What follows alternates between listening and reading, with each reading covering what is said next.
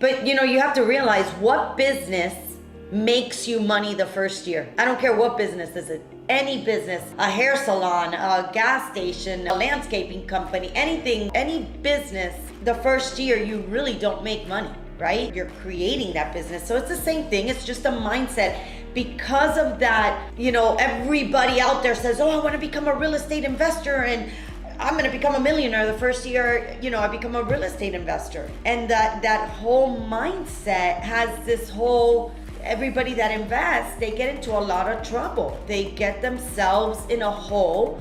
They let go of their jobs because they want to just be a real estate investor. And then what do? No income coming in. The property's not producing income the first year. And that's how everybody gets in trouble and then says, oh, real estate investing really sucks, right? Well, no, it's just that you allowed that outside noise to give you the wrong information instead of you really studying it and understanding what a real estate investor is all about, right? But don't get discouraged ever, because like I said, real estate investing, if you do it the proper way, there's no other business out there that is as lucrative as real estate rental investments. It's great. And for me, for Bobby and I, the multifamily one, again, the reason why, you always need a roof over your head, no matter what market, no matter what situation you're in, you need that roof, right? But there's real estate investments that are great. There's storage, rentals. There's so many out there that, that are great as well. It's just, we chose the one that we know that is the most steady, no matter what industry, and no matter that we're doing this, you're still receiving rent, no matter if it's at the peak or if it's at the bottom. Sometimes you have to reduce the rent, but you're still receiving rent, right?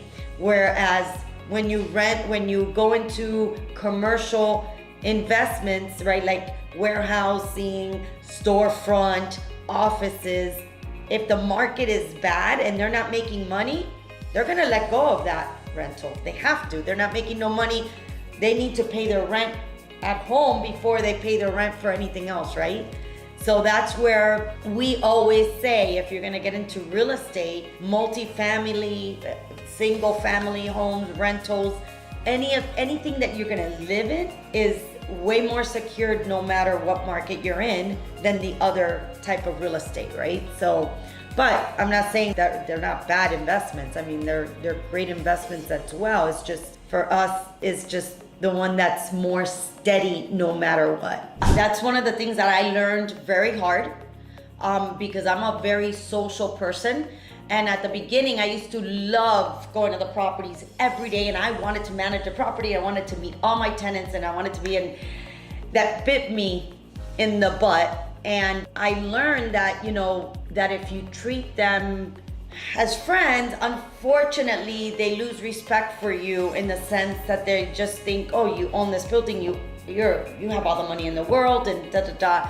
And it's very important, because everybody in this, as a real estate investor, this is a business for us. This is not for fun, right? We are buying the property to receive cash flow to live off of on a monthly basis, and for eventually to have the valuation of the property increase. So learning on how to manage properly was a big thing. And those 3-day notices and them not paying you on time is like what I was just explaining, is that you miss 2 months. That messes up your whole entire underwriting of your cap rate, of your NOI.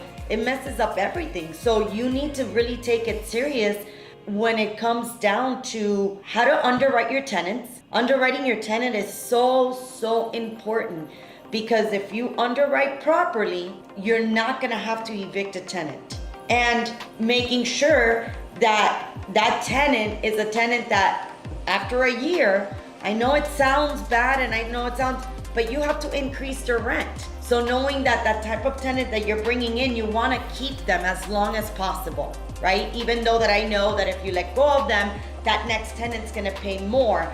But if you keep that tenant in the unit as long as possible, 2-3 years, with the proper increase on a yearly basis, the repair costs that you have to put into that unit once they move out, you're saving it, and you have a tenant that is there and is loving to be in your property. He's gonna bring out, tell other tenants, he's gonna bring you other friends, other family members, so yeah, having tenants and being a manager and not a friend or saying that you're the owner because you want to let everybody know that you're the owner, don't ever do it, because it's the worst thing you ever do. But if you do that, trust me, you will never have problems. I learned that, and Eddie didn't want to listen to me at the beginning when we brought Eddie into the company, and he did what I did, and he learned really fast. I had to get him out of the properties because he was becoming friends with everybody. But if you run your business